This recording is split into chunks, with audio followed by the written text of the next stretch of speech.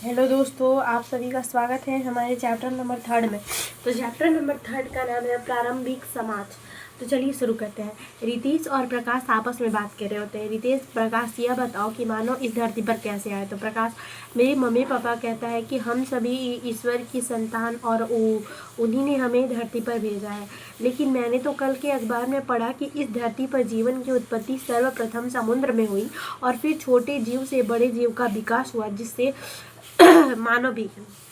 हाँ, तो सबको पता है कि धीरे धीरे से विकास हुआ समुद्र में, जिस तरह की चीज़ें आई, फिर धीरे धीरे मानव का भी विकास हुआ। मानव पहले गोरिल्ला था, फिर धीरे धीरे मानव का डेवलपमेंट हुआ और मानव जो था वो ह्यूमन बीइंग बना और जो भी बना पूरी तरीके से डेवलप होकर के अभी जो मॉडर्न मैन है वो बना। पहले ह्यूमन्स का नाम जो था वो दूसरा था, क्योंकि वो उनका डेवलप नहीं हुआ था उतने तरीके से, तो वो उनकी जो नाम थी वो सब थी, ठीक है। और अब चेंज हुई। मनुष्य जिस तरह से आज रहता है उससे तो आप परिचित हैं कि किस तरीके से मनुष्य रहता है। लेकिन क्या आपने सोचा कि हमारे पूर्वज हजारों साल पहले जो थे वो कैसे रहते थे? आज से 150 साल पहले, आज से जब 150 साल पहले लोगों का मानना था कि पृथ्वी का आरंभ से ही जीवन था, कि पृथ्वी पर जो था वो आरंभ जब से स्टार्ट हुआ पृथ्वी तब से ही जीवन था। लेकिन जो बहुत सारी रिसर्चेज हो रही है अभी के टाइम में, बहुत सारी रिसर्चेज हो रही है, तो चीज़ें चेंज हो रही हैं। पृथ्वी पर आरंभ जीवन पेड़ पौधों और मनुष्य वाला ईश्वर था, ठीक है ना। ये पृथ्वी का आरंभ से ही जीवन था, लेकिन ऐसा नहीं था, धीरे धीरे वो शुरुआत हुआ था। पेड़ पौधे और मनुष्य को बनाने वाला ईश्वर था, लेकिन बाद में वैज्ञानिकों ने इस बात की खोज की पृथ्वी पर करोड़ों वर्ष पहले जीवन की उत्पत्ति हुई और उसका स्वरूप धीरे धीरे बदला।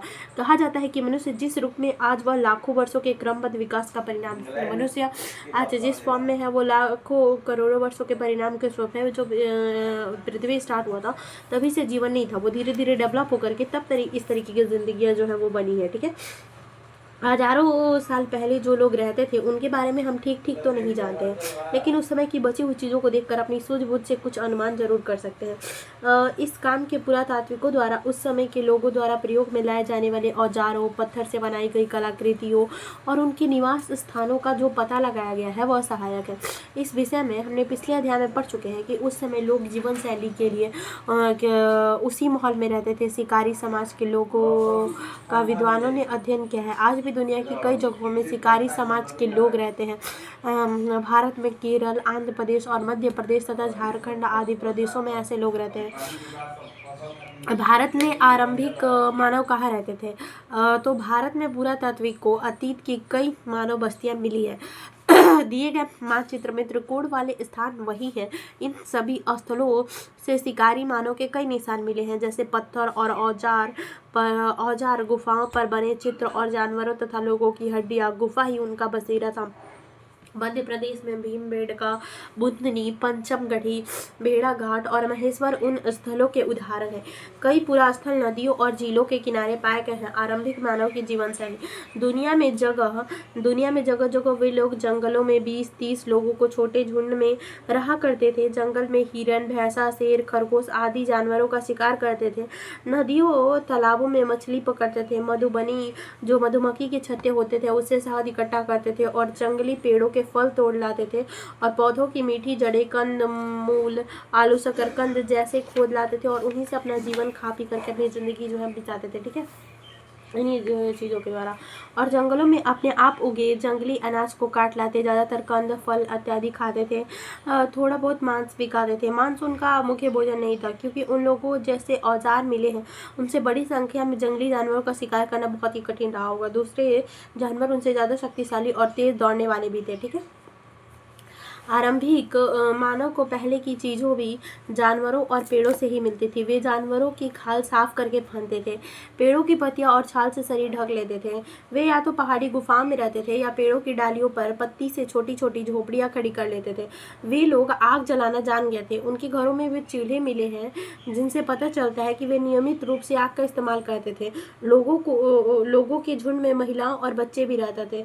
पुरुष शिकार के लिए जाते थे, जबकि महिलाएं कंद मूल, फल और अन्य जंगली अनाज इकट्ठा करती थी।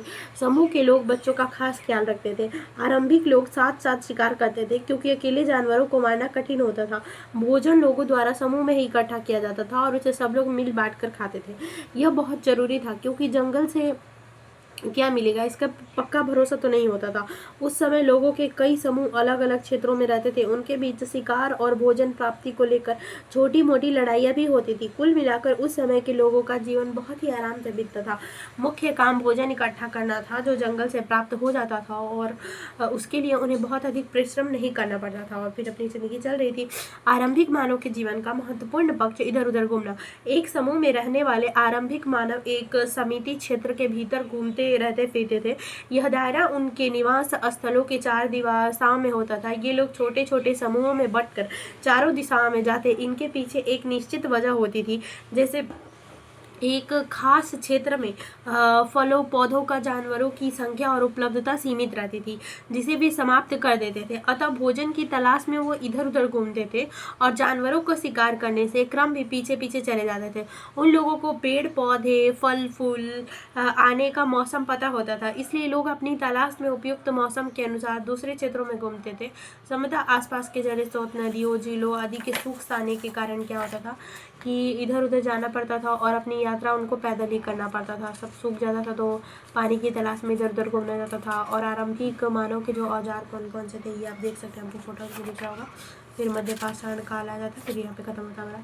आरंभिक मानव के औजार। शिकारी मानव के पास कैसे कैसे हथियार व औजारों थे, जरा सोचो। उस समय लोहा तांबा जैसी धातुओं के बारे में लोगों को पता नहीं था, अतः उन लोगों के पास जो मिला था वो पत्थर लकड़ी जानवरों के सींग हड्डियाँ इन्हीं के नुकीले औजार बनाकर वे पत्थर के टुकड़े को घिसकर नुकीला और धारदार बना देते थे। साथ ही वो आकार में भी हाथ से पकड़ने लायक औजारों को बनाते थे। धीरे धीरे वे इस काल में जो कला था उसमें माहिर होते गए और पत्थर के बारीक औजार बनाने लगे। वे पत्थर के छोटे और बारीक टुकड़े को किसी लकड़ी के हत्थे पर लगा देते और तेज औजार का काम लेते थे। उस समय औजार बनाने के लिए अलग से कोई कारीगर नहीं था, समूह के सब लोग मिलकर औजार बनाया करते थे। पत्थर और लकड़ी औजारों का उपयोग कर शिकार पेड़ों को काटने या उसकी छाल छीलने के लिए करते थे। जानवरों के खाल उतारकर पहनने लायक बनाने इत्यादि जो काम है उनको करने के लिए करते थे। वे लकड़ी सीप हड्डी हाथी दांत और आदि की मालाएं भी बनाते थे। चित्र और शिकारी लोग गुफा के अंदर दीवारों पर रंगीन चित्र भी बनाया करते थे। वे रंगीन पत्थरों को घिसकर रंग तैयार करते थे और बांस के ब्रुश को चट्टानों पर चित्र बनाते थे। इन लोगों द्वारा बनाए गए जैसे भीमबेटका की गुफा में हम लोग को पाया जाता है। चित्र में ज़्यादातर पशुओं जैसे बैल गाय भैंस बकरी हिरण इत्यादि मिलते हैं। और चित्रों के बनाने के अलावा उनके जीवन में एक और महत्वपूर्ण चीज़ नाच था। वे सब मिलकर देर तक नाचते थे, वो लोग डांस भी करते थे। और पेसरा का सूक्ष्म निरीक्षण मिला है। पेसरा बिहार के मुंगेर जिले में स्थित यहाँ पर आरंभिक मानव के संबंधित पुराने स्थल मिले हैं। यहाँ से यूरोप फ्रांस में पाए जाने वाले आरंभिक मानव के औजारों की तरह औजार मिले हैं। जहाँ पे यूरोप में जैसा औजार मिला था ना, यहाँ पे भी वैसा ही औजार मिला है। पेसरा संभवतः आवास और निर्माण स्थल था। पेसरा संभवतः आवास और निर्माण स्थल। नवपाषाण कालीन हड्डी के औजार नवपाषाण। ये औजार देखिए किस तरीके पूरे औजार के फोटो। जिस काल के मानव के बारे में आपने ऊपर पढ़ा उनके जीवन में पत्थरों का स्थान सबसे महत्वपूर्ण था। आपने देखा कि पत्थर की गुफा उसी के औजार का आभूषण का प्रयोग करते थे, पत्थर का ही। इस काल को पुरातात्विक ने पाषाण पत्थर का नाम दिया।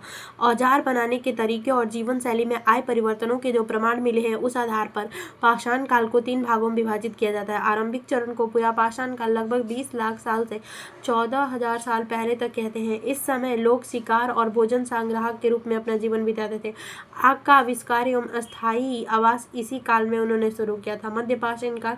इस काल में पर्यावरणीय बदलाव आए और वातावरण में गर्मी बढ़ी, जिसके कारण गेहूं जौ मंडुआ जैसे अनाज स्वयं उग आए तथा कई क्षेत्रों में घास वाले मैदान बनने लगे थे। घास पर आश्रित शाकाहारी जानवरों की संख्या इस वजह से बढ़ने लगी। इस समय लोगों द्वारा पत्थरों की ओर अच्छे औजार बनाया गया था, जिसे लकड़ी पर लगाकर इस्तेमाल किए जाने लगा।